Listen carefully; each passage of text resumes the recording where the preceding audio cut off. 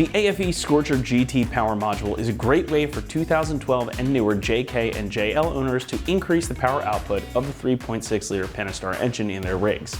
It features a really simple installation, easy operation, and an affordable price to boot, and something that will definitely make a difference in your driving experience.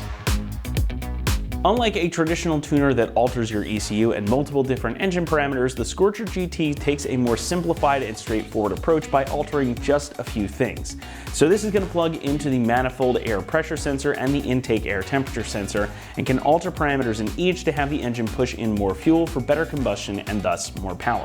And since this is only altering those two things, you get some benefits here as well. First, it's a total plug and play installation, and everything mounts pretty discreetly under the hood, so at a glance, you may not even notice that it's there. Second is that because it's only altering signals and not the ECU itself, it's not going to throw engine codes or leave any trace on the ECU should you need to remove it. It also has a convenient button right here on the side that allows you to toggle this on and off easily, with the blue light indicating that it's in the on position.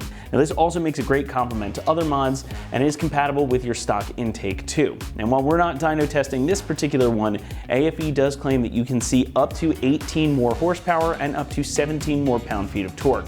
So you can expect a pretty noticeable difference in not just the overall power, but also your response time. And this is, again, fully reversible. So all you have to do is unplug this and remove it from the engine bay, and no one will ever know that it's there. You can just plug your sensors right back into the loom where they came out anyway. So it makes for a very discreet operation. And again, it's not going to leave any trace once you've got it removed.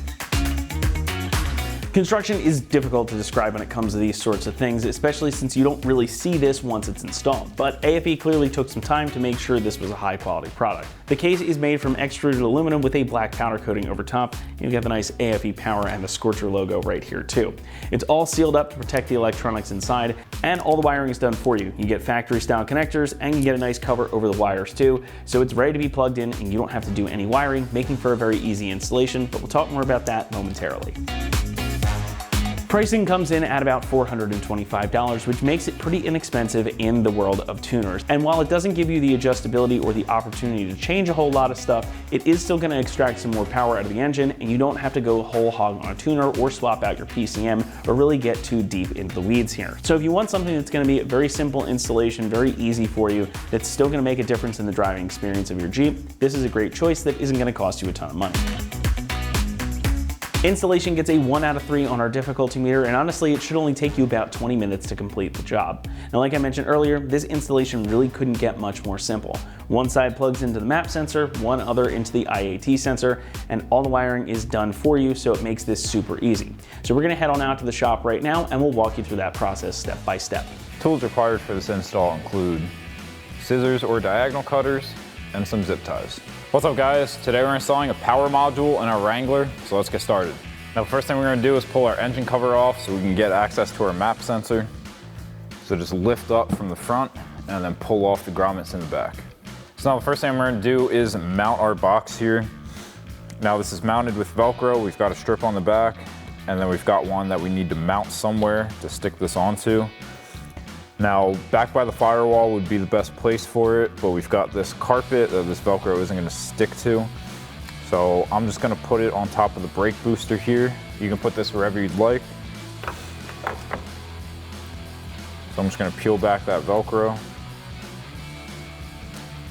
Just put that right on top of our brake booster.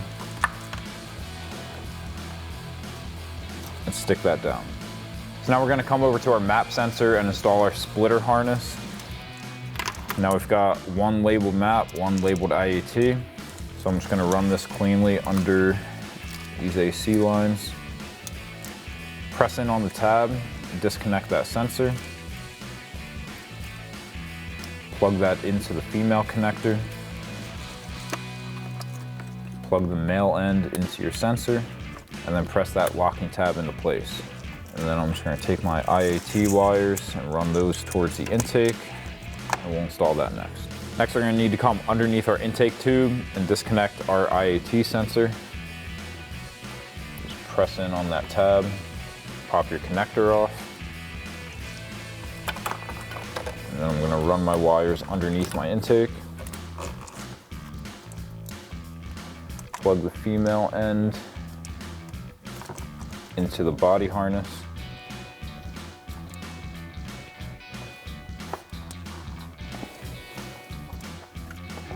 And then plug the other side back into your sensor.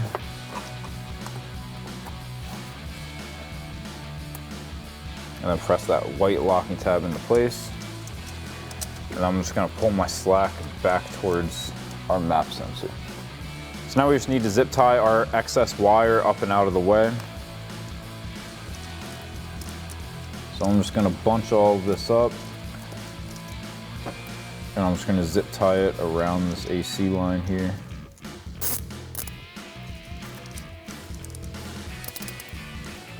I'm not gonna really crimp down on it, just tight enough to hold.